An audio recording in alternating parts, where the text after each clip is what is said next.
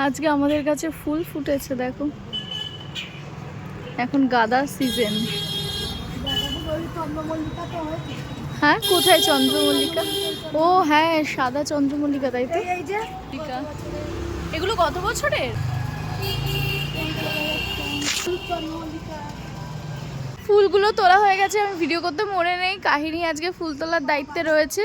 কাহিনীর মাথা গরম হয়ে গেছে যে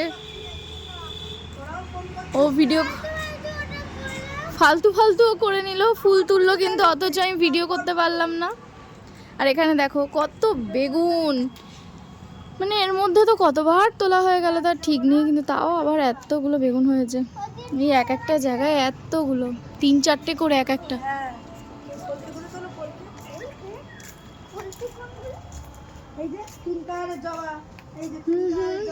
প্রচুর গরমকালে তো পুরো ছাদে ফুলে ফুল হয়ে থাকে।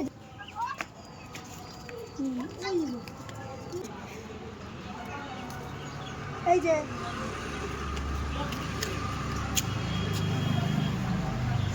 আজকে ফুল তোলার দায়িত্বে কাহিনী। আস্তে আস্তে আস্তে আস্তে পড়লে একদম তলের নিচে।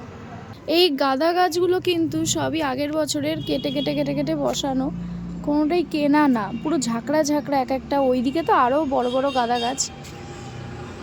আর যেটা সবসময় আমি করি এটা হচ্ছে এইটা আমার টাইম পাসের জায়গা, ভীষণ ভালো লাগে।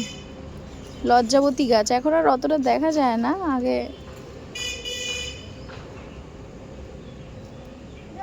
এইটা আনা কিসের জন্য, মানে গাছেরও যে প্রাণ আছে সেই জিনিসটা বোঝানোর জন্য আমার মাসি এনেছিল, আমার মাম্মামের, মানে মাম্মামকে বোঝাবে, তাই ছোট ছিল একটু, তার জন্য লজ্জাবতী গাছটা আনা। তারপরে আবার মাও এনেছে। তাই বাচ্চারা তো অত বোঝে না গাছের প্রাণ আছে কি ব্যাপার, ওকে এইভাবে বোঝানো হয়েছিল। এক ঝুড়ি ফুল হয়েছে, আর গরমকালে তো মানে এর 2 ঝুড়ি, বড় বড় 2 ঝুড়ি হয়, তাই না মাম্মা? আস্তে আস্তে এই ফুলগুলো শুকিয়ে যাচ্ছে। তা তো যাবে, আবার হবে। টোপাটি গাছগুলো বসার জায়গা পাচ্ছি না। ওকে টাটা বলো, টাটা।